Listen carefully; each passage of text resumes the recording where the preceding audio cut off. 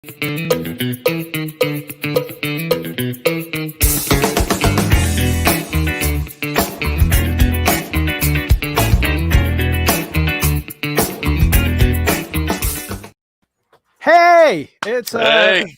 it is time for They Talk Funny. This is the Halifax Roundtable edition, and it looks like Travis Lindsey is on his way. That's I don't know how far he has to walk, but he did give a thumbs up that he is on his way. It is 5 o'clock Eastern Standard Time, which means it's 6 p.m. Atlantic Standard Time. And if you are watching, just let us know where you're watching from, because I noticed that there's some people who seem to be interested from the Newfoundland comedians group, as well as for those in New Brunswick. And you don't have to be in the Atlantic provinces to be interested in this discussion. It's about community building, I suppose, and about how to survive in a smaller market. We're not very good about community building, are we? It's just you and me. And Barry. Barry's here. Oh, hey, Barry. How you doing? Barry's here. Barry's just giving sort of a glare over at you. There's Barry. It is. Barry. I'm going to start drinking right away. Hmm. It is. Yeah, we are getting set up. I guess at this point in time. Let's get started right away and start thinking. Hey, welcome whoever is viewing, and for those of you who are viewing this on the repeat, I'm here right now with Andrew Evans. I just noticed something about this. Oh, your mic is doing that thing again. It's doing it was good for a little bit, but then it wasn't. I'm Andrew. I'm plugging this in and seeing if I can get a slightly different thing. Let's add. Hey, there's Uncle Travis. There we go, Travis Lindsey. Sorry, Andrew, I just sort of uncentered you, or I'm uncentered as well. And welcome, Travis. How are you doing? There's we can, if we do this, then we have sort of. That's better. Why aren't you down at Gus's for the big show?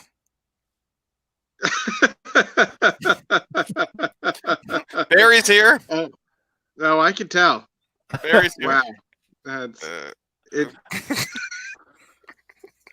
Welcome, Travis. How are you doing? Hey. I'm good. I'm good, all things considered. Yeah. Okay, I'm gonna just try switching mics to see if you guys can hear me a little bit better without me sounding like a freaky robot. But I don't think it's gonna work that well. Let me.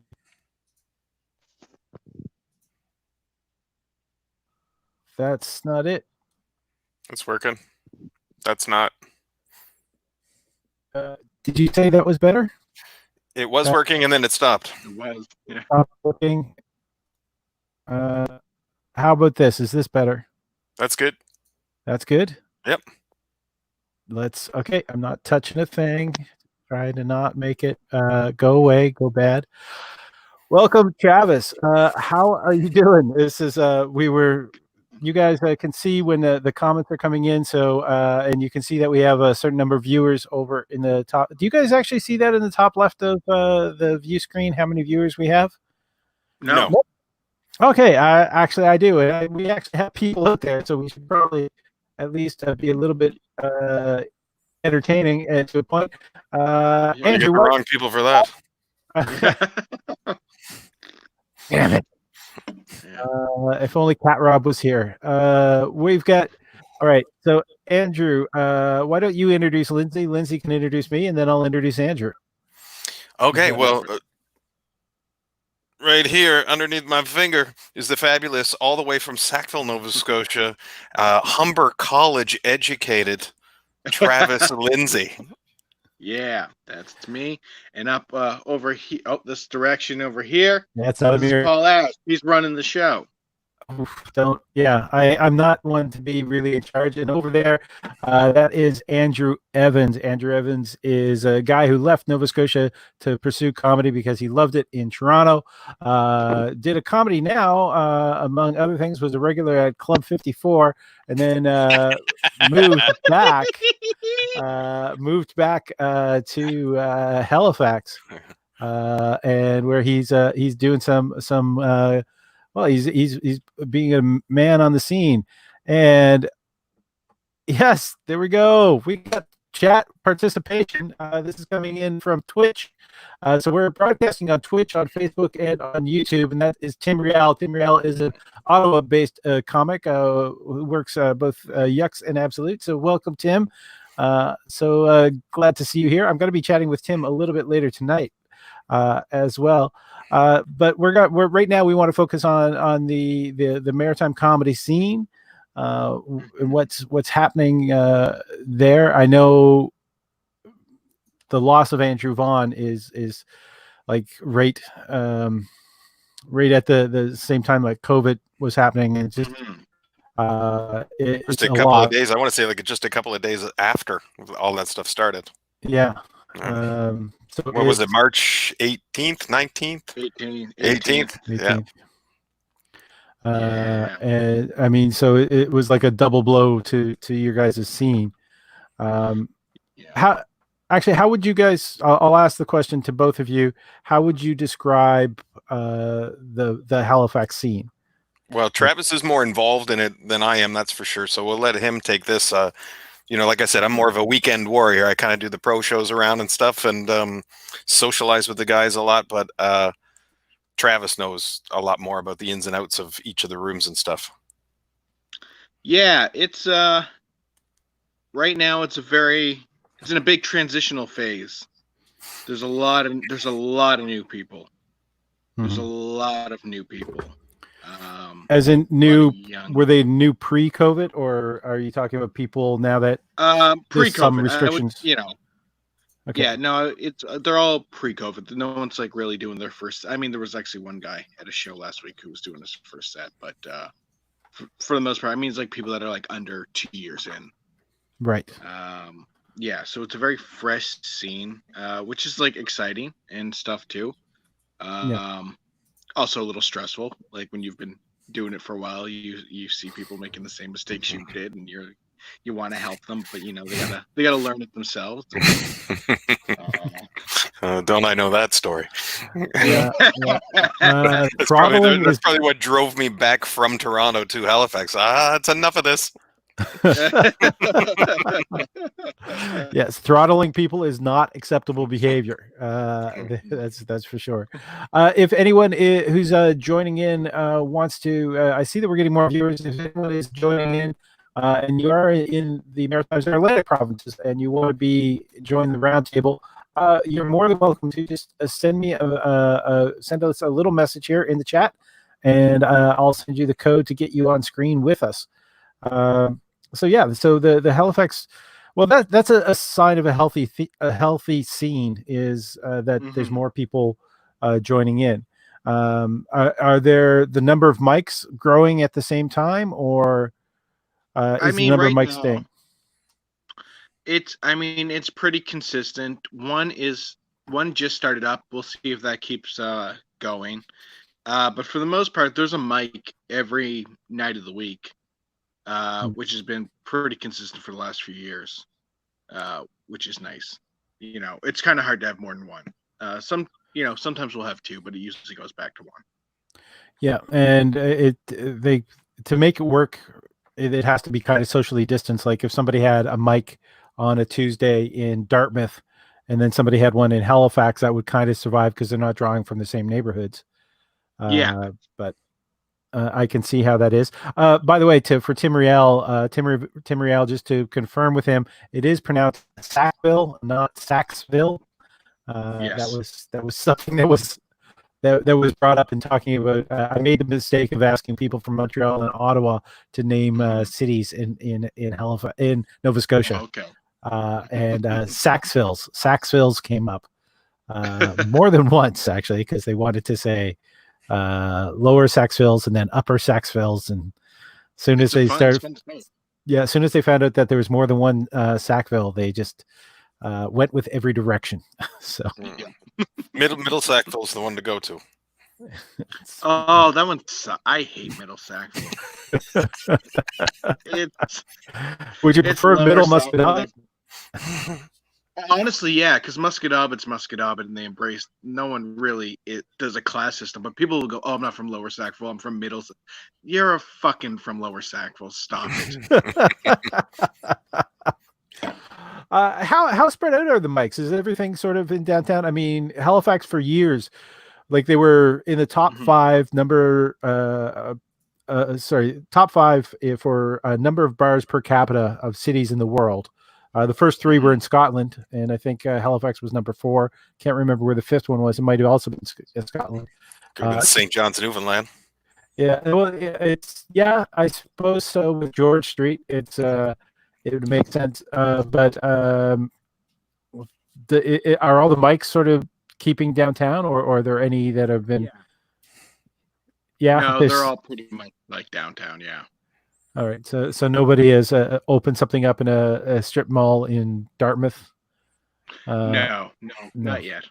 I don't think anything since like there was Clay West, and which was on one I ran, and then Michael's, which was by the Lion's Head there.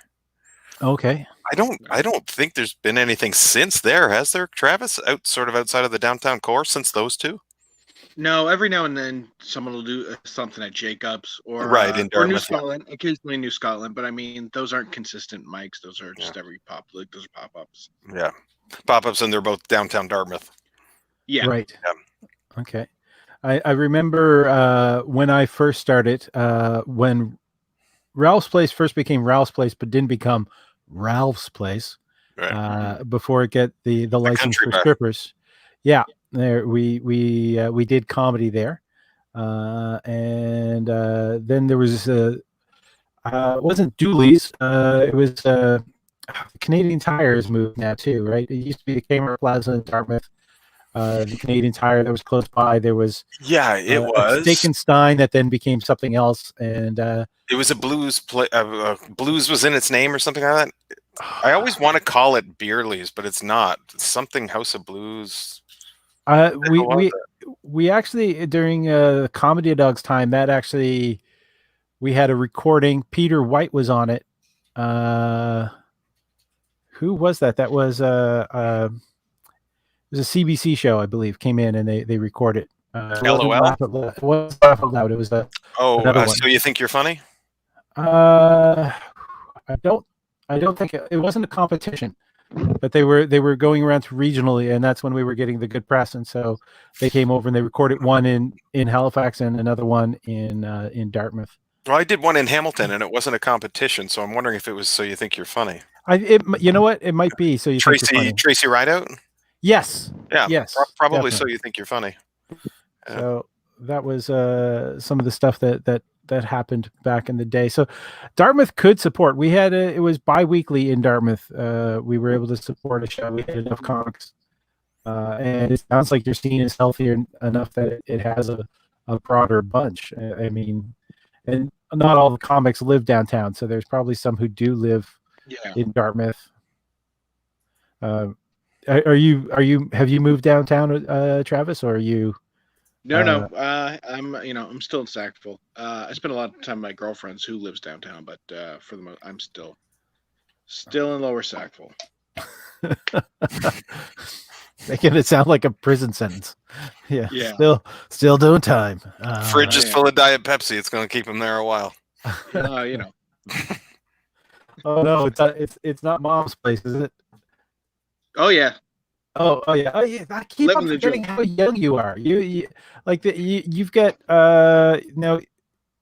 You put out a CD when? Yep. At the end of last year, the Boxing Day, I put out my album. What's the name of the CD? Like where can it is all right. You can check it out on iTunes, Apple Music, Spotify. Spotify doesn't really pay me for it, so help me out. Buy black today.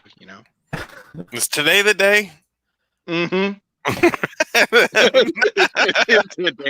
I thought we didn't have to do that until the 17th or something. No, it's the 7th. Oh, it's the 7th. Today's the day. Today's the day. I guess there's 364 for the rest of us. Yeah. What is the there's supposed to be a no shopping day. That's today, or is that the 17th? Yeah. No, that's you're not supposed to buy anything, but if you do, you should be buying, or you're supposed to be buying from a Black-owned business. Okay. So that's today. So I'm gonna not be shopping today, which is kind of easy. I've been socially distancing like to a major degree. I supported that movement completely by accident so far today. And so until 6 o'clock, I've done it by accident. From 6 o'clock, I'll do it on purpose. On purpose. Well, there you go. Yeah. I haven't it's been days on end since I've actually purchased anything. What do you guys see as the challenges for having a comedy community in the Maritimes? An audience? Although that's the same challenge they have everywhere. Yes, yeah, but have you ever walked into a packed open mic that wasn't Comedy Monday Night in Calgary or Spirits in Toronto? Hey, back in the Comedy Dogs day, that was Halifax. Oh, that's true too. Sunday night. No, that's true. It was back in those days. It was the only place in town, but it was packed. You're right. Yeah. I don't know. Well, one of the challenges I would say would be it's happening right back here is the VLT machines.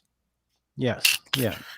With the VLT machines in Nova Scotia, I don't know how many provinces have them, but with that kind of stuff going on, I've tried to put together shows for LOL. Well, I have put them together for LOL, CBC Radio, and Halifax Comedy Fest has asked me to do a couple of things and scout for locations and stuff.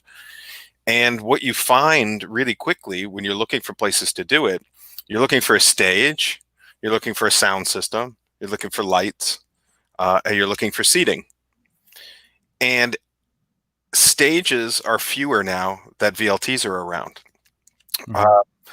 Live bands, although places have them, there's fewer of them than, say, 20 years ago. Because the VLTs are bringing in so much money. And then when you're saying, hey, we'd love to come in here for a night and do some comedy, they go, it bothers our VLT players. Or we're not charging at the door our VLT players. So they could be loud and they're right in the same room with you and they're not being charged to come in. Those can be issues. Yeah, the VLT, I thought they had reduced the number that bars could have, and it was based off of the footprint, because some had opened up and they were almost like mini casinos for a while, and then they had to pull a bunch out. Yeah, I don't know if that's true or how much or whatever. I haven't noticed it since I've been here, but Gus's has kind of a separate room, so it's sort of nice. Lower Deck in Clayton Park has a separate room, so that's kind of nice. But there's a lot of places that they're right there in the room with you. Yeah. And we used to refer to them as the pay TV zombies. Just they're pushing the button to pumping money into the television to watch it. Yeah, and they won't throw a blanket over them for the night to have a comedy show most places, right? Yeah, exactly. They just won't, and so that's a bit of a hindrance. But it's a hindrance too for bands and for I don't know, karaoke or for any kind of live entertainment. At least those are more traditionally louder than stand-up. Mm-hmm. Stand-up requires a little bit more concentration than tapping your foot to the music. Right, you have to listen. Yeah, it's true. Travis, do you see anything as a hindrance or a challenge? Yeah, I think audience can be a big thing. I don't think there is a lot of, like, it seems like every other art scene here has a big backing behind it, or at least more than comedy. Like the music scenes and the art scenes, and like even like the improv. I find people are like, yeah, and then I feel sometimes like comedy is very much looked down on here.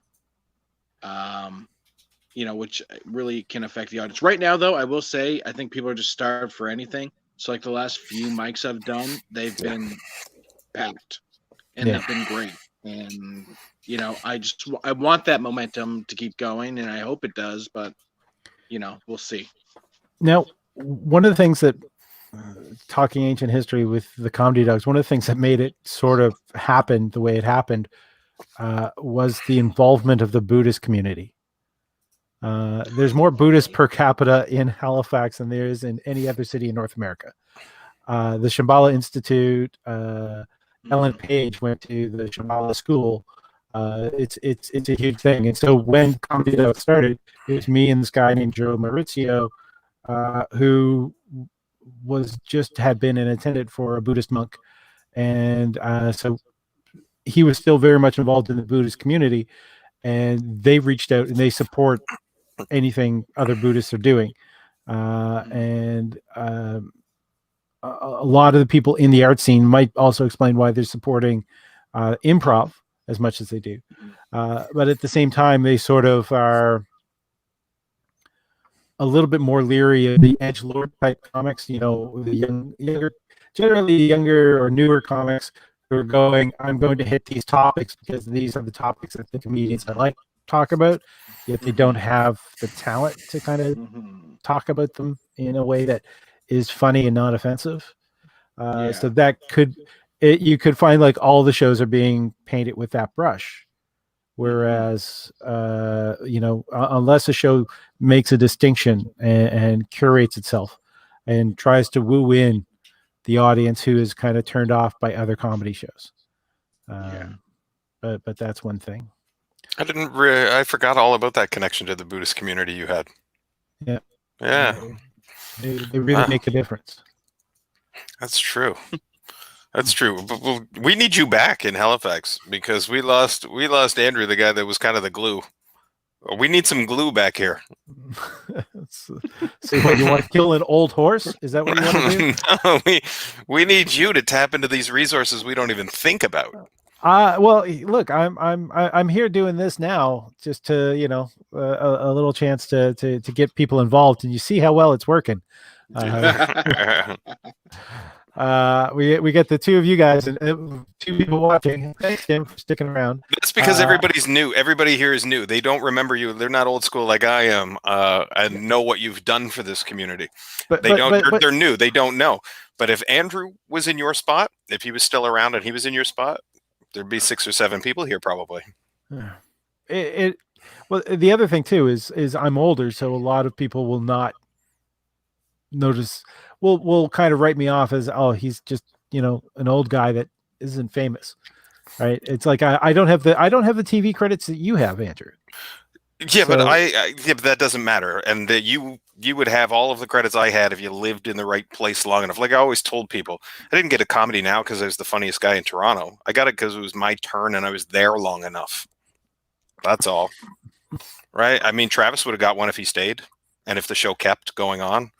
Right. Travis, how long did you live in Toronto? I mean, I lived there for just 2 years, just 2012 to 2014. Then I came back. Okay. So my time was brief, and I liked it. I certainly did. I wish I could have stayed, but I also don't regret coming home because coming home, I got my Comedy Fest and I got my album, and it was. It was the right decision in the long run, but I definitely got to eventually move out of here. Yeah. One of the things that, for trying to put on quality shows that I felt was a challenge was bringing in an outside name. Like, don't get me wrong. I fully backed the talent that was growing up in Halifax. Just to get people interested. Yeah, but if bringing in people like I think it was after I left, Mark Little brought in Paul F. Tompkins, but the travel costs from Ontario to Nova Scotia is the same as the travel costs from say Ontario to Vancouver. Like there's a disproportionate cost when it comes to bringing in comics to the Maritimes, and that in itself is a struggle that's going to affect people being able to produce. And on top of that, if you're doing, like, if you're helping organize a tour, having a large enough population base in different places, like if somebody, Bryant Thompson would hustle, and he'd have a show in Bridgewater and a show in Yarmouth. And I think maybe a show in Liverpool. And so it was a couple nights out. you go out and drive back, and so you could do it in like a weekend or a 3-day weekend. You get 4 people in a car and you're doing 4 shows. I mean, granted, you can't take the same 4 guys each time. Andrew, brilliantly, when you were booking shows, you took yourself off the show just to be putting on other comics, because you went in there first, kind of like set the tone, show them that quality show could happen, and then you did the work to make sure that the show continued.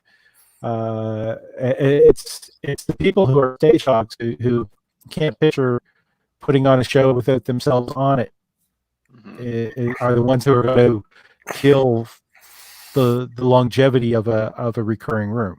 That's what I've always said, is that I'll always do every room I start. I'll do it first. I'll be on the first one. Yeah. But I would rather, instead of killing it and do every show, and then the audience kind of gets bored of it. Doesn't matter if you write new material. It's your voice. It's you. It's your perspective. It's who you are, right? They get used to it. And down the road, it kind of fizzles, right? If you see the same faces and hear the same voices too often. Yeah, and especially if there's not a lot of material turnover. If you just show 3 completely different people every single time, then guess what? In a year's time, I'll get a second show, rather than in a year's time, the show's canceled. I would rather do 3 shows over 2 years than 1 show and 6 months later it's canceled. Yeah. Right. And I think that's part of the problem here too. There's so much talent here. There's a lot of talent here per capita. Like, we kind of hit out of our weight class, I think, here in the Maritimes. And there's some great talent in St. John, in Halifax, even a couple of guys out doing it in Charlottetown and stuff. And when you want to get a show, like when you have a Yuck Yucks here, for instance, they have Thursday, Friday, and Saturday. And then where else do you go? Then you go to St. John, New Brunswick for the next Friday and Saturday, when that club was open, but it's not anymore. Yep. Right. And so how do you get guys from Toronto? Like when you were talking about Paul F. Tompkins, how do you get guys from Toronto to come so that your local guys, your middles and your MCs, can work out regularly in a real club and do small tours? Maybe not big ones, but maybe hit Charlottetown, Moncton, Halifax, and understand what it's like to do 5 shows a week for 3 weeks in a row. That's so valuable to do. And it's near impossible to do it out here. And watching a pro work is so invaluable as well. So great. Especially multiple nights in a row. And to watch different pros work. Yes, yeah, right? Exactly. Like a guy like a Steinberg one night, you got that, and then you've got maybe a Russell Peters one night, and then maybe you have a Casey Corbin. And they're all different styles, but they all make the audience go crazy, you know? Did you guys have much outreach or communication with the other communities? I know that there has to be some kind of crossover. I mean, Moncton is not that far away, and that Hell's Basement is there. There's another room in Moncton as well, is there not? Hell's Basement's the only one I know of. Okay. Yeah, Hell's the one I know, yeah. And so when you want to do it, for instance, I get booked, I'll give you an example. I get booked in St. John, New Brunswick at Punchlines, which is a great club. And you get 2 shows there, one Friday, one Saturday. And you go, great. Shane Ogden or? Shane Ogden and Julie. Yeah. That run that. And then so you're booked for that. You go, okay, great. Let me look for a Thursday gig or a Sunday gig to make this a little bit more worth my while on, maybe Antigonish or Amherst or Moncton. Moncton's on the way. And so you look at doing a Hell's Basement, and they may not be able to or willing to do one on a Thursday or a Sunday for one reason or another. It might not be able to sell that place out in that market because none of us are names. Yeah. Right. It just makes it trickier. It would be really nice if we could do a Wednesday, a Thursday, a Friday, a Saturday, and then go to another town and do the same thing. And that's where managing your social media and making sure that you're visible to people helps out. So you can go and you can hit your people in Moncton saying, "Hey, I'm doing a show one night only. Come check it out." But again, it's got its difficulties. Tough. Yeah, it's tough. Well, that's the beauty of it's the job part of. It is. That's the work, and that's what I used to tell Andrew Vaughn all the time. Is I said, the fun is performing and writing. The work is all that emails and websites and stuff I used to do and haven't done since I've come back. Keeping up on all that social media, and it's just it gets to you after a while. How much you put out there, and it's like you're bragging about yourself all the time, and then 6 people come out. You're like, I'm really doing all this bragging for 6 people to come to the show. When you get a selfie with each of them and post those on social media, Yeah. without saying that there weren't anyone else, just hey, this is one of the person. Yeah. But that's why Absolute feels like you're being spoiled, right? You go, yeah. When I go do that, I haven't done it in a couple of years now, but when you go and do it, I'll MC for a week and I'll headline for a week, and I'll do that in Toronto, Ottawa, and Kingston.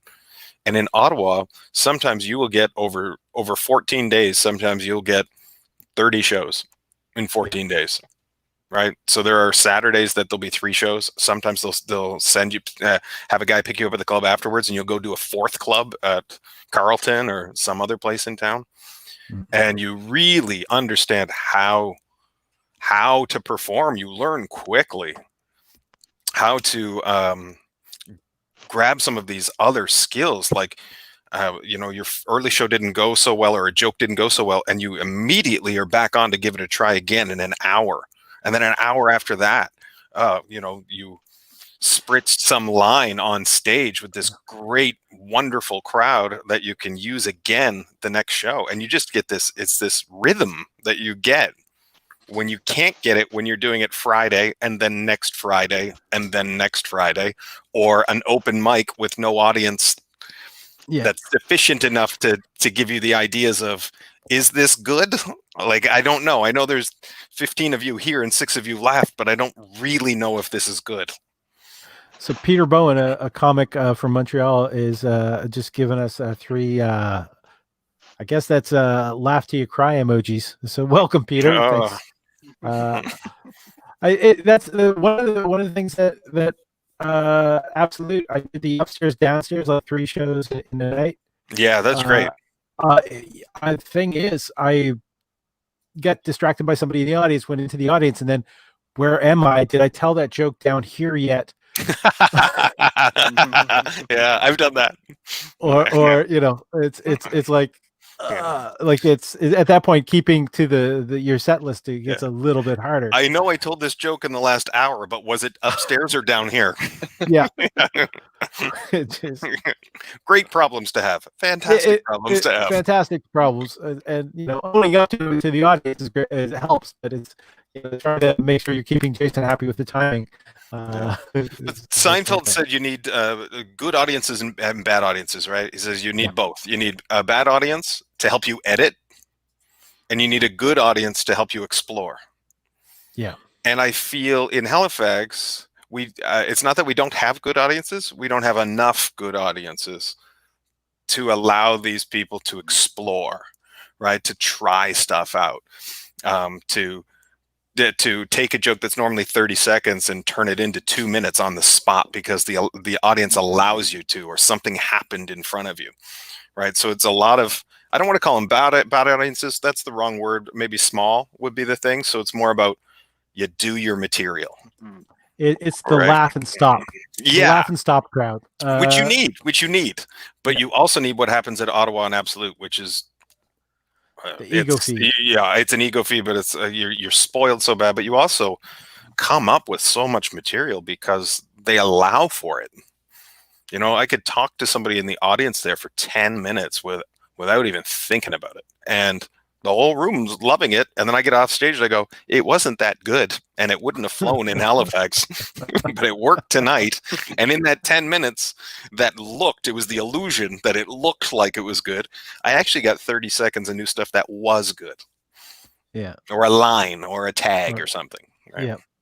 Yeah. Peter Bowen mentioning that social media is a beast. He's part of a quartet that does the Dirty 4 podcast as well. It's also Ottawa comics come to Montreal, and then they're surprised at how difficult it is to get a Montreal audience rolling. Yeah. Travis, you played in Montreal. Did I not see you? Never. You were coming up? Never? Never. I've passed through on my way to Ontario, but I've never done a show in Okay, Quebec. you got to tell me when you're passing through if you can spend a night. All right. Let me know ahead of time. For sure. Travis, and do it. Paul puts together great shows. So the last one I think I did with you was it Blue Moon? Was that what it was called? Blue Monday. Blue Monday, and I went on after a 300-pound drag queen. Oh, nice. So you must know what I'm talking about. She's lost a lot of weight at that point. That's Marquise. Okay, and I'm not talking. I wasn't insinuating fat. I was talking it was like a linebacker, tall and big, and and I went on right after. That was quite an experience. That was fun. It was a good night, and the audience was so much there for her. Mm-hmm. Right? Yeah, they were. I mean, she's got a following. She hasn't performed in years. She sort of misses it now, but she was fantastic, and I love the fact that she being a person who puts on shows, being able to present different voices, I think is so vital. If a show could have a bunch of white guys wearing plaid with beards, as long as they're talking about different subjects. But it's far too often you go and you're seeing that one of those plaids might be a sweater, and that's the only difference between them. When it comes to their points of view. That's something I learned from you, Paul, when I was running Clay West. As much as people would complain to me privately off to the side about this person's not very good or that person's not very good, I let absolutely anybody on. Now, if they weren't that good, they didn't get on every week or every other week, but they'd get on once a month or once every 6 weeks, because I'm going to have everybody who wants a spot on. I'm gonna actually ask this question and answer my version of it. I'll start with Travis. Travis, do you have an inspiration film when it comes to comedy or to performance? Give Andrew time to think about this at the same time. Yeah. An inspiration film. And I'm going to ask the people watching if you want to put down any film that you find inspiring to you about performance. Just I've always really enjoyed Comedian, the Seinfeld documentary. I watch that at least once a year, just to see where I line up in the journey. Am I feeling more like Orny, Seinfeld? I think when you first watch that, you're like, oh God, Orny's such a dick, and then you get a few years in and you're like, oh, I'm Orny. I always loved Orny. I was the guy that liked Orny. Everybody said he was an asshole, and I go, no, he's just saying stuff nobody else would ever say, because they know it's rude or wrong, but they feel it. They feel some of that frustration, and they feel like they deserve a showcase, but they don't go out and go, how come I'm not on this show? Because that's stupid. You wouldn't say something like that. He was, to me, he was always the oblivious person. That he was the guy with laugh ears. You think? Yeah. Well, because there's a scene in that where he's at Montreal. Yeah. And he knew he tanked, because he's outside afterwards going, look at this sun outside. Anybody want to laugh right now? Anybody want to laugh right now? Anybody feel like laughing? He's not blaming his material on that. He's not blaming his performance on that. But he knew he sucked, or he knew it didn't go well. I guess he's not blaming himself, but he knew it didn't go well. And when I hear performance ears, I think somebody who there's no laughs, but they think there were some. Right. Yeah. No. Point taken. But I don't know. I consider that among laugh ears if they think they did everything right and the crowd didn't laugh. Yeah. When other performers could get people to laugh. And I take the Seinfeld take on that from the same movie, which was, I just didn't do well tonight. Some people blame it on the candles or the time or who they had to go after or who was before them. He goes, no, I just wasn't good enough tonight. And you just have to figure out how to follow anybody. You just have to figure out how to do it at 3 a.m. You just have to figure it out. And it's not always going to go well for you, but you can always kind of make the best of what it is. Yeah. Right. And I learned that from Nikki Payne. Nikki Payne is a champion and I watched her do the Down Home show with Peter Anthony and Mark Walker at I want to call it the Queen Elizabeth Center or something like that at the CNE grounds. Okay, it was supposed to be this big festival, right? And it's a giant. It's like an airline hangar sized building, giant building. And they were supposed to have like East Coast music, and they were supposed to have girls up there with like in sou'westers and rubber boots, fishing for gummy worms or fishing with gummy worms. And they were going to have like an East Coast music station and giveaways and East Coast comedians and all this stuff. And there was hardly anybody there. Like, I mean, hardly anybody there. Like, we're talking an airline hangar that had like 15 people in it, and then a bunch of booths that were empty. And Nikki Payne crushed. There might only been 15 people, but she got a standing ovation. Like, crushed. Yeah. And then I realized, you know what? It doesn't matter. It's the middle of the day. There's nobody here. The ceilings are 50 feet tall. It doesn't matter. It's up to you to find a way. So her on Last Comic Standing when she wrapped her head in tape. Right. And then the person asked her, it's like, you do this all the time? It's no. So how do you get it off? It hurts.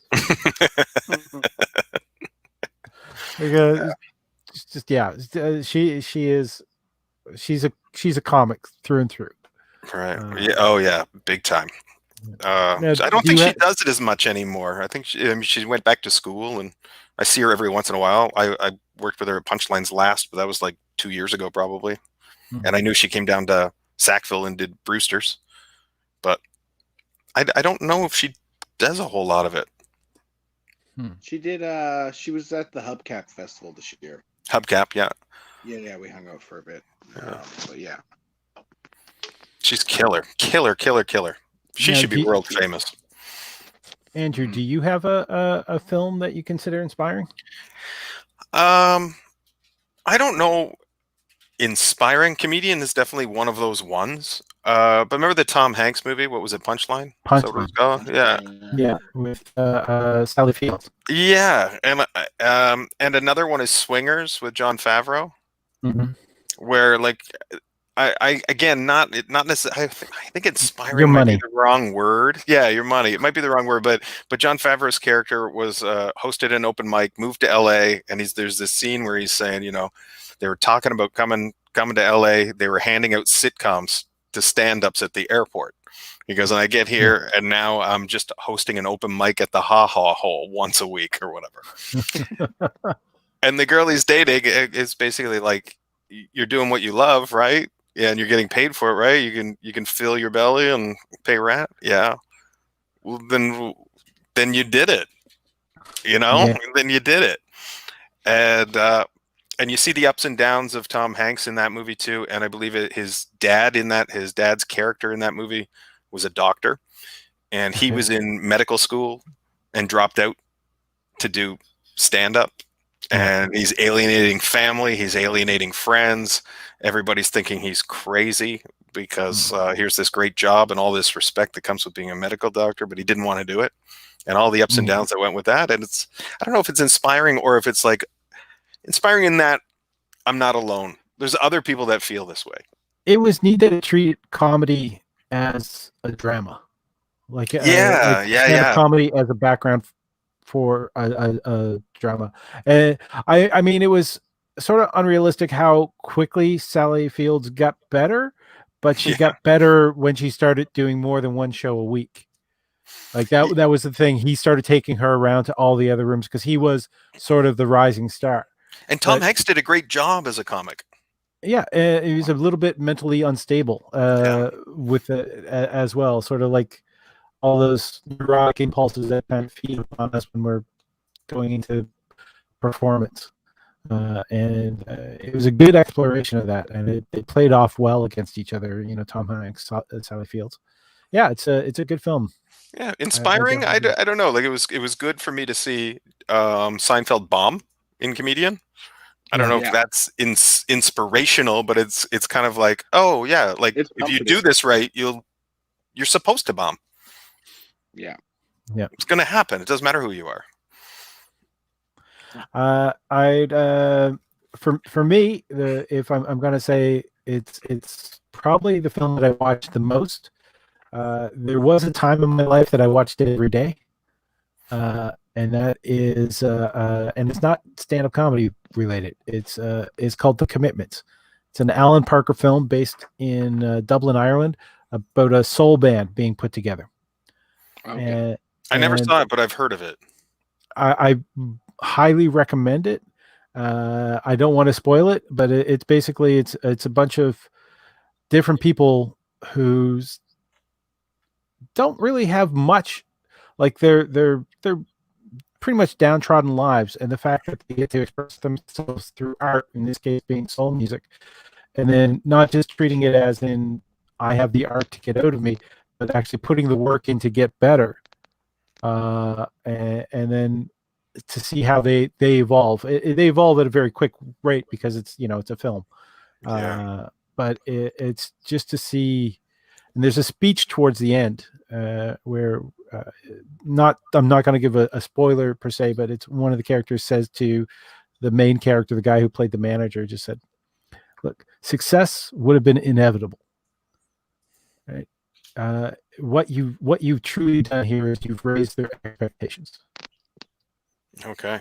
And then that's one of the reasons why I would give everyone a chance. I mean, again, it's not like I'd put them on every week, but I'd give them a chance to get better, because everybody needs that kind of hope in their life. And you never know what that might result in.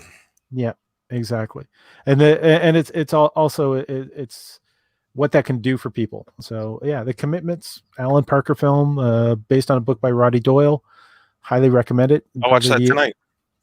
Cole Meany is probably one of the only actors you might recognize in it, because most of the people he hired because they were musicians, and the band stayed together. I think within the past 10 years, probably within the last 5 years, the band actually played the Ottawa Blues Fest.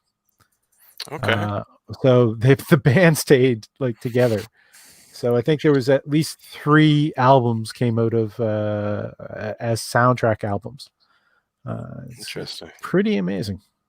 Yeah, I think I would say, because you had touched on it before about the work that you need to do. Yeah. And I think over the last 15 or 20 years or so, the thing that's frustrated me more than anything is seeing somebody with 10 times the talent I have that puts no work into it. Yeah. And I'm like, man, if you put in 10% of the work I put in, you'd be a star. Mm-hmm. Like, I don't put that work into it I used to. Like when I was living in Toronto, I was obsessed, and it was all day, every day. It was writing, it was performing, it was, if I wasn't writing, I was performing. If I wasn't performing, I was watching movies or stand-up films or reading books or doing something or watching another show. Obsessed with it. Yeah. And I got about as much out of it as I think my talent will allow me to. And when I would watch somebody with 10 times the amount of talent show up once a month, and not stay for the other comics to watch, and then I would talk about somebody's album and they never heard of the comic at all. Yeah. And you're like, wow, like, man, if you just dedicate like 10 hours a week to this, forget the 60 I'm doing. If you could do 10 hours a week of reading and writing and talking it, the stuff that you could do. Yeah. With that kind of just natural talent. I wish I had it. Work ethic is a natural talent. That's probably true. And they say Seinfeld's one of the hardest working people that you'll ever run across. I have to admit, as much as I have enjoyed Comedian, I don't like. I'm saying this on air. It's recorded. You're one of a million people. Lots of comics. I always felt him insulting to listen to, because he does the standard setup punch, but then he will tag it with an exaggeration to the punch. And I understood what you were going for with the first punch. I didn't laugh because I'm stupid and that's how you're treating me. I didn't laugh because it wasn't that funny. And now the fact that you're dropping an exaggerated punch as the tag, I'm still not finding it funny, and now I find it condescending. Yeah, you're not alone. There's lots of comics I respect that hate him. That hate him. And I'm talking about guys that work hard and guys that are funny and have been funny a lot of years. Don't like him. I do. He's not in my top 3, but I really, really like him. All right, I'm going to ask this: who's your top 4 comics in Halifax? In Halifax? In Halifax. Oh well, it's Travis. It was Andrew, and probably Ian. Ian's the writer, Travis the writer and performer, and Andrew is the all-round work his butt off to get he reminded me so much of myself at his age. The guy that lived, breathed, and ate comedy and got as much out of it as he could and always wanted to get more. So yeah, I would say those are the 3, but I've there's probably some, there's other guys that are really close. Albert Coombs I really like. Yeah, and I have not yet seen Chris Halef, and he's been around for a few years now, and I haven't been in an open mic with him, but I'm hearing nothing but good things from all the people I respect. So Halef's going to be real good. Yeah, that's what I've heard. That's what I've heard, and he takes it seriously and all this kind of stuff. But again, I'm not in the mics because I've been earning a living doing other things at night. Yeah, that's the trade-off. Travis, who's your picks? I'll do my top 4 new, because it's such a weird mixed scene to pick older people. I mean, overall, like, guys that have been here a while: Ian, Catherine, Steve Mackey. I was kind of hoping he'd show up. I haven't. Steve, I haven't talked to the mayor in a while. Obviously it would have been Andrew. But like, for newer people out right now, Chris Halef, Albert Coombs, Emma Mader, Sam Bartol, and Matt Baker. Matt Baker is a transplant that just kind of came in, and he's killing it. He's a hard worker. That man's got some drive in him. Love to see that. I love to see that so much. Yeah. Probably like one of the Nathan Macintosh came out of Halifax. Yeah, there's another hard worker. There's another hard worker. And that is the primary force behind him. Yeah, like he worked his ass off. Yep. He was great. I always tell this story, Paul, and correct me if you think I'm wrong on this. Okay. You remember when I came home from Toronto and I did a spot at Ginger's, and I'd been doing comedy now a year and a half, 2 years. And at the chalkboard, it was, "Come see Andrew Evans from Toronto." And it made me laugh. Right. and on that show, I had seen, I saw Bryant Thompson, Nathan Macintosh, and Mike McQueen all for the first time. Yeah. All for the first time. Nathan Macintosh was doing jokes. First generation of dogs. Yeah. Yeah. And Nathan Macintosh was doing jokes about how he's so pale skin and such a redhead that the stage lights are burning him and giving him a suntan. Mm-hmm. And then fire crotch as well. That was one of his big lines. Yes, and fire crotch, exactly. And Brian Thompson went up there and did kind of Brian Thompson-y stuff, but an early incarnation of it. Mm-hmm. And Mike McQueen was the strongest of the 3. Yeah. He was the strongest. At that time, Mike McQueen was the writer. Yeah. Bryant was he's a cult of personality. Yeah. And Nathan was the workhorse. Right. And so Nathan was new, and you could tell it was new, and there was nothing special about him. I liked him quite a lot, but there was nothing special. There's nothing I walked in the room and went, this guy. There's nothing about him. And then there was then there was Bryant Thompson, who was good, and I liked him, and he was silly and a different personality. And then there was Mike McQueen, and Mike McQueen was the guy who went, this guy, wow, this guy, he's great. And what happened? Nathan Macintosh outworked everybody. Moved to Toronto, did every mic he could do. Somebody's backyard next to a swimming pool, at Neil Rhodes' house, Scarborough, to do 2 or 3 shows and an hour and a half long, streetcar ride to get there. And the other guys, no knock against them, they lived their lives their way and did their comedy their way. But Mike and Brian ended up safer rooms. They did like Yuck Yucks, and they did Spirits. They lived at Spirits pretty much. Yeah. Yeah, and it's not like they weren't doing it. but Nathan did it anywhere and everywhere. And Mike and Bryant were a little more selective with their rooms. And now look at Nathan, right? Yeah. And that's it. That's the work. It's work. So Travis, when are you going to move to a real city?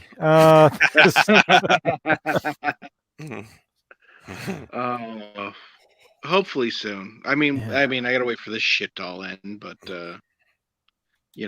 when things are back to normal, where are you looking at going? That's the decision. I don't know if I want to go east or west. East. I don't know if I want the UK scene is changing. Oh, I see. I see what you mean. Oh, okay. Sorry, I thought you were talking about going to the UK because that has been changing. You're still young enough that you could get in there with a work visa. I'm pretty sure, like under 30. Yeah. So I got a little time. It's Bobby Mayer did that, and now he's doing. He's got his own show on the BBC. Yeah. We just for the They Talk Funny show. Yesterday, I had Ben McLean on. Yeah. Ben's producing shows in Berlin. I mean, he's I performed in Berlin. Berlin, you can do more shows per week in Berlin than you can do in Montreal. Really? Yes, in English. So not talking about That's the French or the German shows. It's population density. Do Germans laugh? My experience was I got them to laugh. The thing is, there's so many expats. Like Berlin is where the Soviet built infrastructure for the internet meets the Western built infrastructure for the internet. So it's a huge city for technology companies.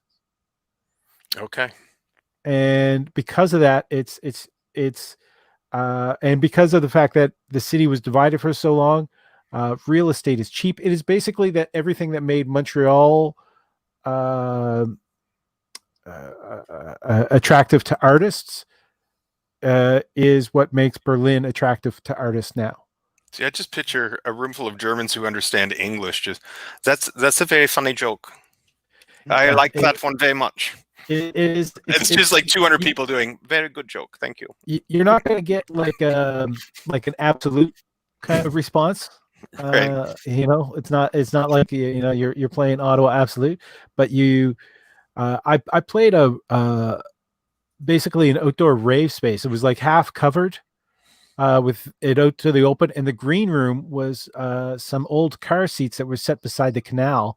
It was like it was so great. Like it's we're separated from the audience a little bit. We could go over, sit there, and then but they filled up this the rave space where the DJ and everything was, and it was an amazing place, and that was somebody who's producing multiple shows a week at different locations, and it was I got to travel around and see the different neighborhoods, like the old East Berlin, the old West Berlin, like very cool. all these spaces, and like it's yeah.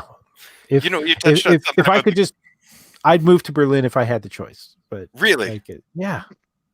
You touched on the green rooms. If there's some young person out there just starting in comedy today, I think something that would be amazing would be like a tabletop or a coffee table book about green rooms.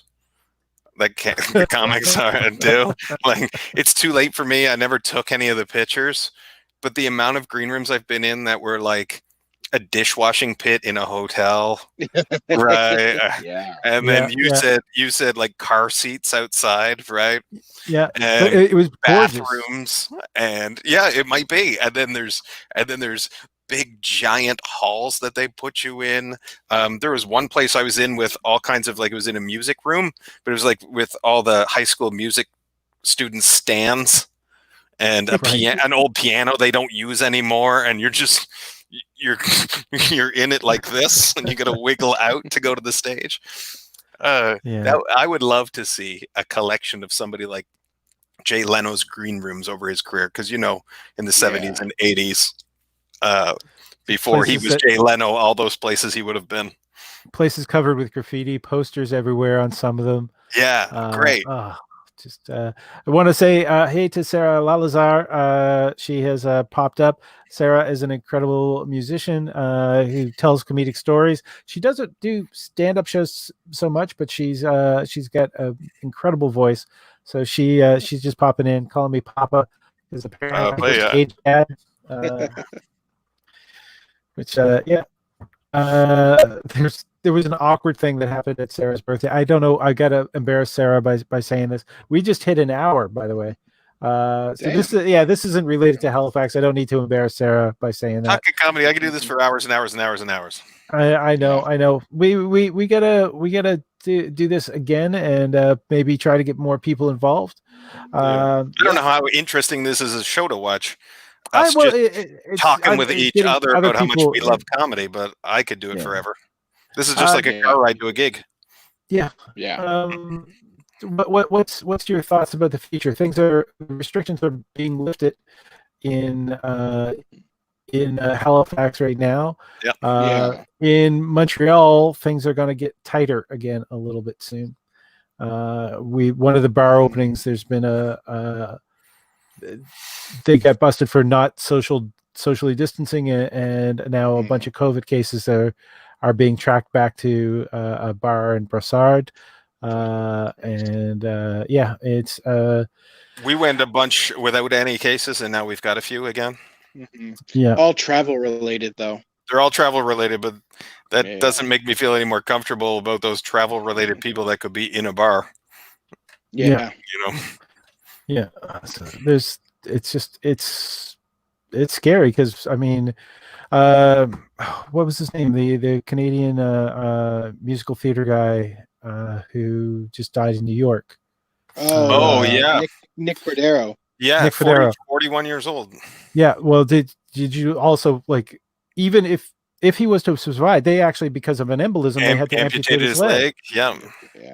Like there's so much stuff that happens while you have that. Even surviving, you don't go back to normal. This is it. So I'm not at that point. Like, I'm dying, and I don't have any of my trivia rooms to do. So I'm dying to go and be back in the open mic scene. I would love to do that. And they have a show tonight, and I'm not going because I'm still worried a little bit, even though we don't have very many cases. I'll give you an example of, so Andrew's funeral services are this weekend. And they said, "Oh, I'll just use your mic and I'll give it back to you at the end of it." I was like, "No, I don't want my microphone being passed around in public. Alcohol wipes or not, friends or not. I'm not comfortable enough with." And soap microphones. Alcohol, anyways. It does, but I'm not comfortable with my microphone being shared at this point, and I'm also not comfortable with, because I go to the grocery stores.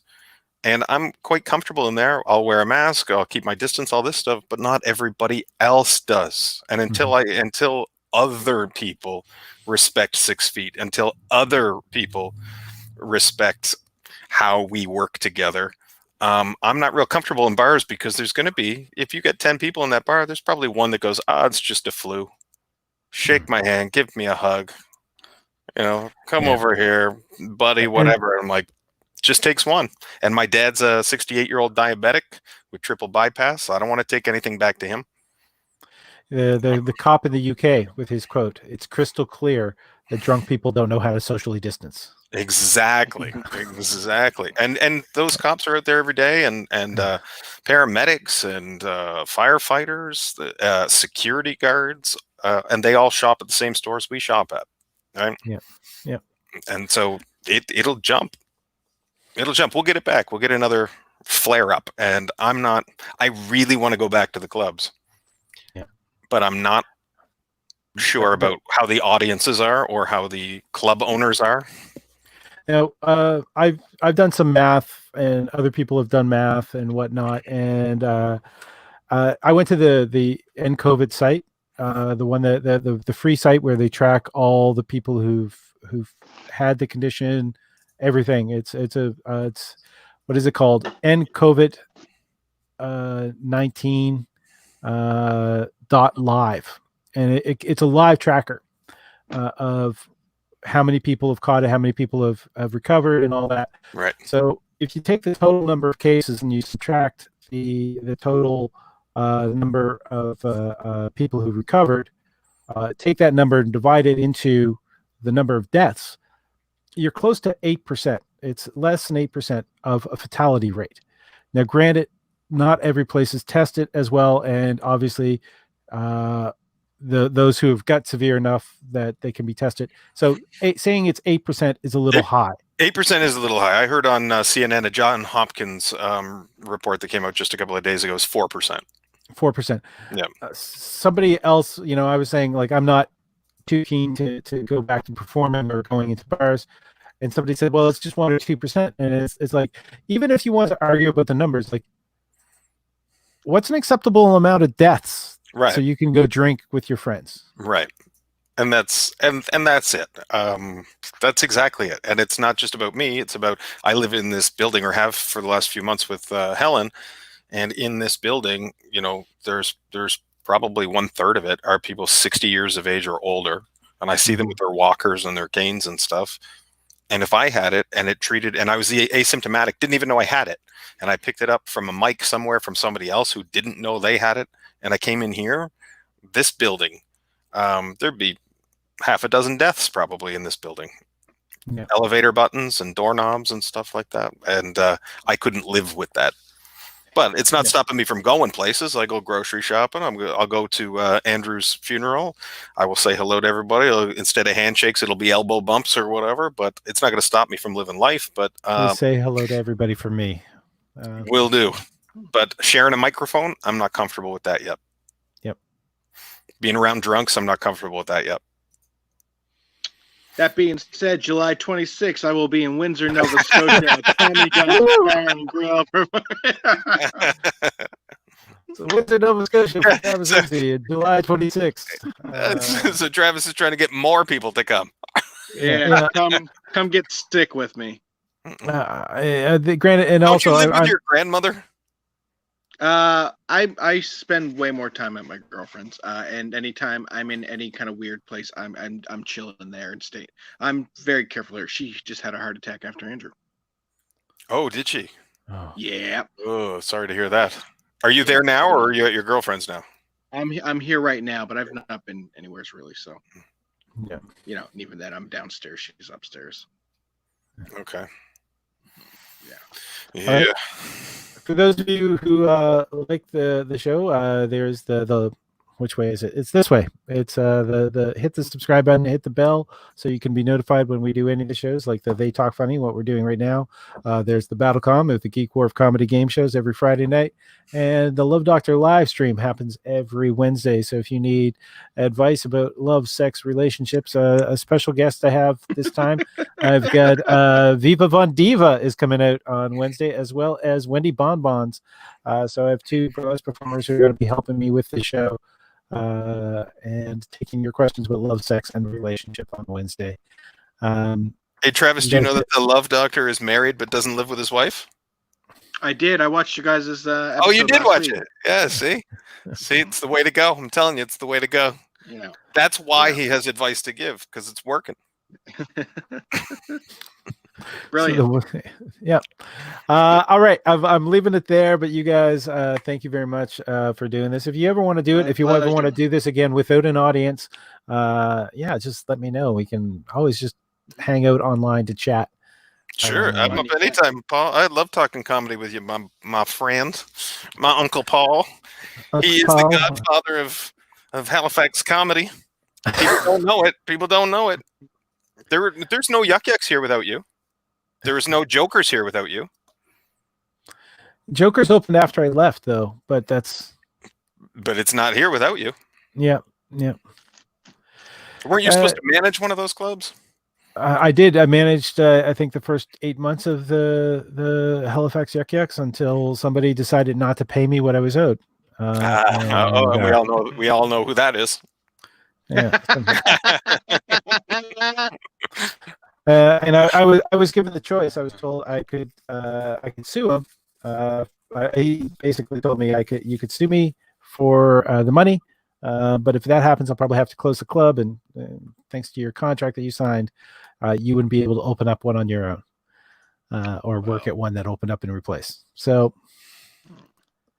yeah. Thank you for your sacrifice. Yeah. Yes, and Gingers, right? I mean, there was no comedy until Paul. Steve Mackey and I tried to do go and ask bands if we could go on between them and stuff, but there was no comedy until Paul. I mean, there's a Yuck Yucks way before Paul, but I mean, there's this big giant period with nothing. There was stuff. Guy Earl did some shows around, and he got into a number of fist fights with different bar managers. But I haven't heard any of those stories. I want to hear those. I've never heard those. Bill Wood would kind of know those ones a little bit better than I, because he was more involved. I think I did one or two Guy Earl shows just before they imploded. Bill Wood actually was part of a group called the Improv Nights. Oh, I know them. Yep. Jeremy Webb was involved. I used to go and watch them before I ever did comedy. I would take the ferry across to go and watch them. Yeah, because they were right at the landing in the Halifax side. They allowed me for several weeks in a row, because they would take an intermission. They allowed me to do stand up in the intermission. So when I came back, saw you without remembering it, because I went to, I don't know, probably 10 weeks in a row, but I went to way more than that over the years. I think that was after you had left, because I moved in, and it was only 3 or 4 months before I met up with Joe Maurizio, and they had the Improviseers and the Improv Nights. Yeah, the Improv Nights were the only ones that I got to work with. Okay, and but it was. Well, that's great. Well, I'm glad we have sort of the old school Paul on this show and the new generation Halifax comic in Travis, who's soon becoming. You're kind of becoming the old sod, sort of. Kind of. You're the vet of the scene. You're kind of one of the vets of the scene. You, Ian, Catherine, and Dan. Even I know he's in PEI now, but. Yeah. You guys, when I first came here, you guys were all the young pups, and now you're kind of the vets. You're sort of the vets now. Yeah, it's been a minute, 11 years. Yeah. I mean, 11 years, you're not a pup. Yeah. To a guy who's been at it 16 or 17, it feels it though. Yeah. Oh, absolutely. Yeah. Yeah. Just like you're probably looking at guys who are at it 4 years going, who are you? Like 4 years. Oh, yeah. Absolutely. I got a tolerance for it. Yeah. I do. There's one little thing, and if we can send some support or mental health, Peter White is feeling like he's at a crossroads whether or not he's going to be continuing doing comedy. Really? He better continue. Yeah, absolutely. If you can get people to start just sending him love and reminding him about how great and influential he is. Hugely. I really, really hope that he does continue, because he, again, you said it, Andrew, that the Halifax comedy scene punched above its weight class. Oh, we have, in a big way. And it's always been that way. I think there is a natural performer gene or something in the water that's out there. Yeah. And hopefully they will clean that up, but it's been helping produce like people who know how to perform, like people who have a drive to perform. Where is Peter right now? Is he England or is he Toronto? Or I believe he's in Toronto. He mentioned to me that he's got a day job now, and with COVID and everything, he's contemplating not going back to performing. So he'll go back. It's in him. He'll go back. He might be out of it for a year while this COVID shit figures itself out, but he'll be back. I think it's also trying to align everything else in his life, and that's the tricky balance thing. Is if you're going to be with somebody who's going to be out most every night, who doesn't understand, like that was my divorce. Was the fact is I was with somebody who didn't understand that I had to go away for work. I had to be out at nights to prep for work. I had to do all that stuff. And she was probably attracted to you because you did those things in the first place. We met at a comedy show. Exactly. So, and I've said this a million times where I had a relationship in Toronto, or so many of them, as a matter of fact, 3 or 4 of them, where they're like, oh, this is really cool what you do. I really like that. That's really kind of cool. And then it turns out to be, do you have to do it again tonight? It's just an open mic. You did an open mic last night. You're going to do, well, actually, I'm doing 3 tonight. You're doing 3 open mics tonight? Yeah, it's the same conversation I used to see when I worked at Ralph's Place. And some guy would pick up a stripper and they'd start dating. And then he'd try and talk her out of stripping. Right? What a hero. Yeah. Oh, well, you're better than you're this. Perfect. Well, I love you. I have to change you. Yes. Yeah. And so I'm lucky that Helen, we met with comedy as well, but she's such a comedy fan that she's more going, well, when are you going to go do, when are you going to go do another show? I want to come watch another show. And she'll go and watch shows that I'm not on. Like, it's great. Love it. It's perfect. Yeah. And she works in the yoga world. So she does all of that, evening work and a 1-hour class here and a 2-hour class there and all that kind of stuff. So we're in different worlds, but understand each other, and that works out nice. But Peter's also not 19 anymore, so I get it. Yeah, because I hit that wall around 35, where you're like, okay, got my comedy now. I've done the festival.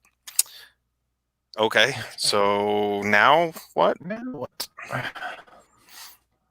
More of this, I guess. More of not knowing where my next paycheck is. I'm lucky that being an unsuccessful actor pays as well as it does. So, unsuccessful actor pays way more than a successful comedian. Yeah, that's actually.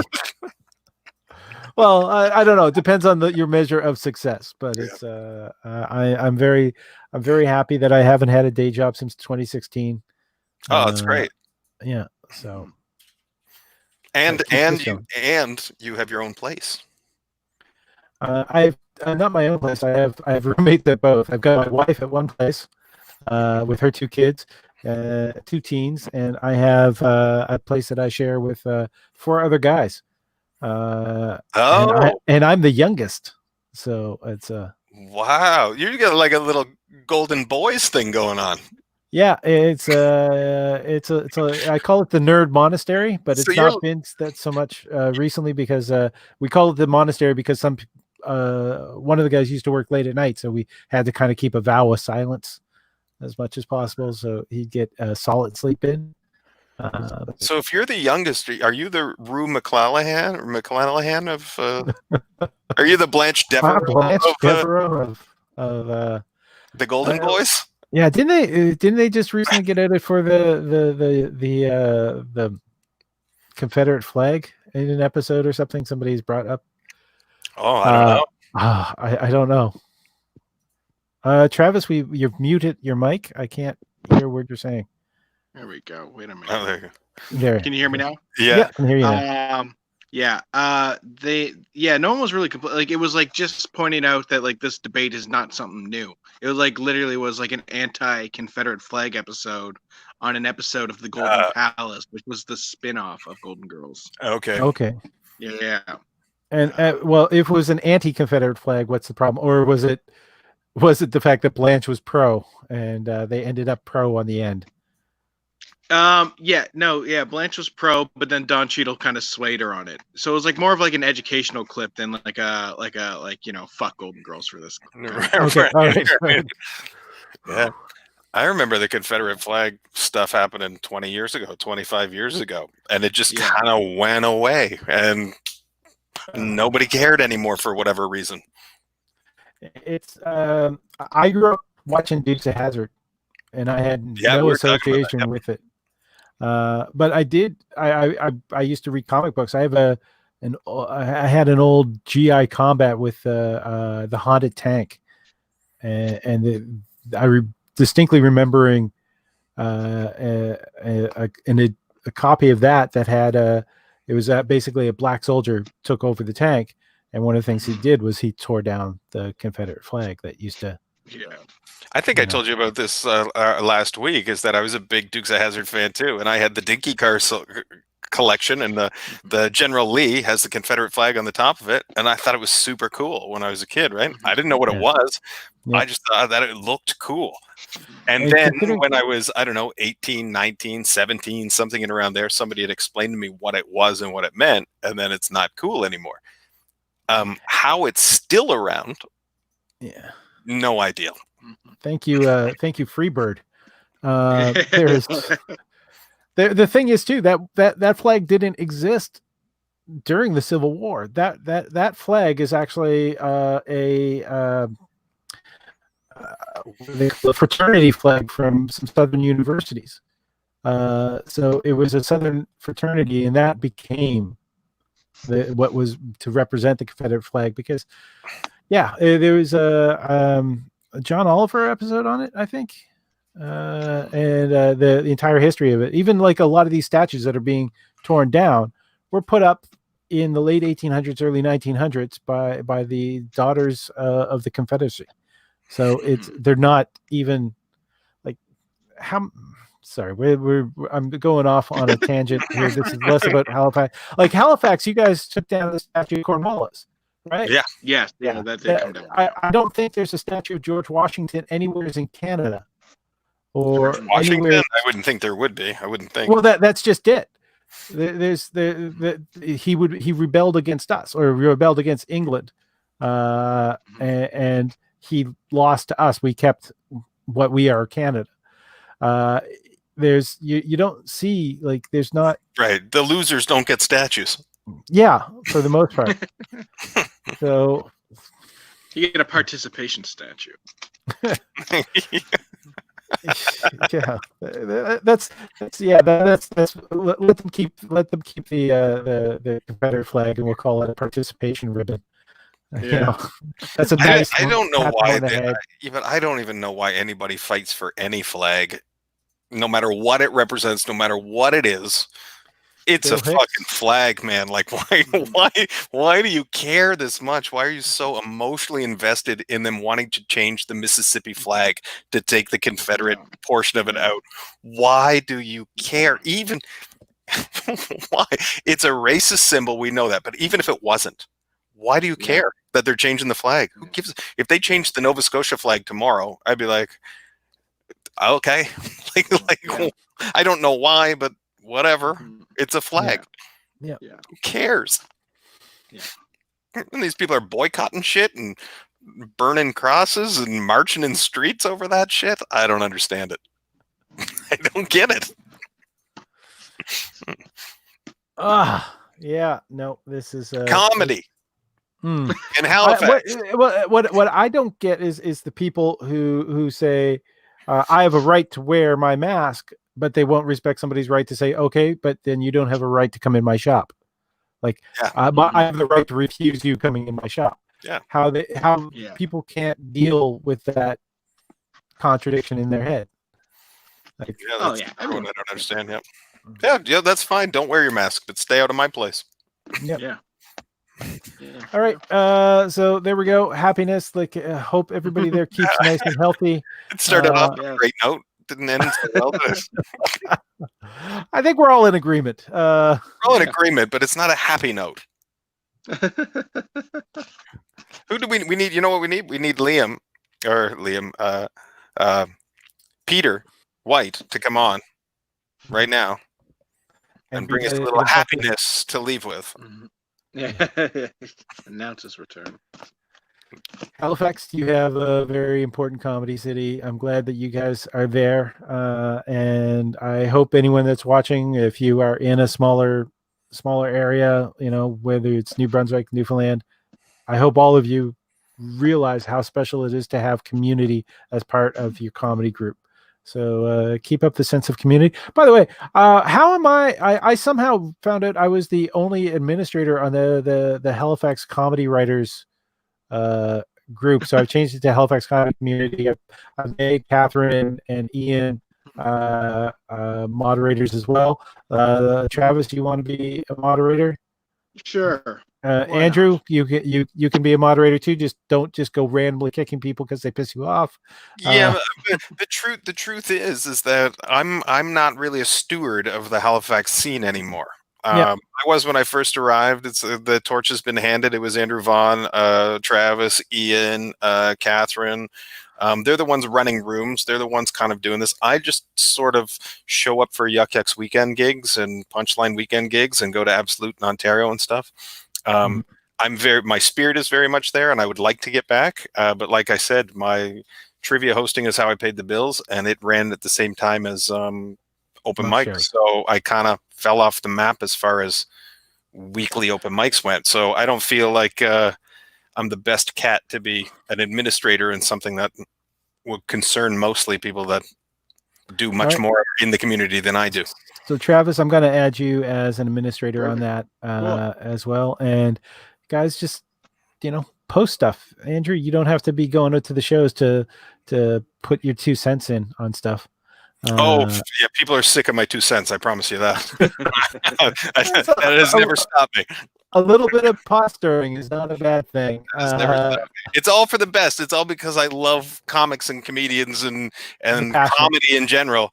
Yeah, I want to see everybody making the most of it. Those people that want to do it, I want to see them make the most of it. And so I'm never one shy about, here's something you need to do. All right.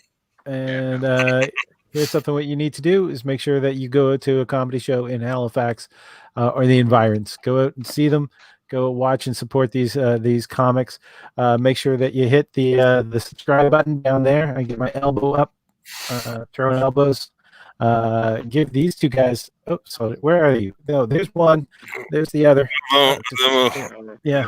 All right. We're just elbow and then say hi to Barry. Everybody say hi to Barry. Actually, I'm saying bye to Barry. Take care, Barry. Take care, everyone. This has been They Talk Funny for almost an hour and a half. It's an hour and 26 minutes. We definitely have more stuff to talk about. We'll find another time to do it. I'm Paul Ash. This is They Talk Funny. With me has been Andrew Evans and Travis Lindsey. Cheers, all. Thanks. Bye.